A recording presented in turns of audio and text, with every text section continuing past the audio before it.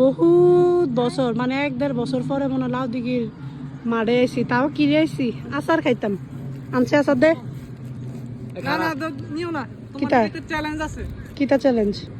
Challenge হইলো এমন কোন পুকুর আছে পানি আছে কিন্তু দেখা যায় না। এরম আবার পুকুর আসেনি? আছে আছে। কিতা রানীর দিঘি পার? না, রানীর দিকটা তো শুকিয়ে গেছে মাঠে পানি। তাইলে হ্যাঁ আজ এটা চ্যালেঞ্জ। আচ্ছা যদি তুমি জিততে পারো তাহলে আমরা তোমার ফ্রি ট্রিট দেবো এখন, আর যদি জিততে না পারো তাহলে তুমি আমরা দিবা।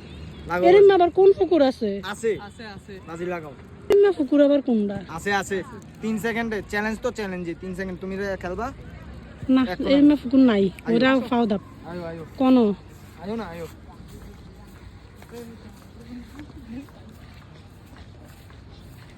আচার খাইতাম আইলাম না বাস, এটাই বুঝতাছি না।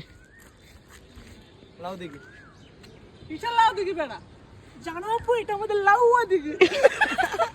তোরা আমার এই বাসটা দিছ চাই না, আমি চিন্তা করা যায় এই কচুরি ফানা আমার কত টিয়া জরিমানা লাগাইলো।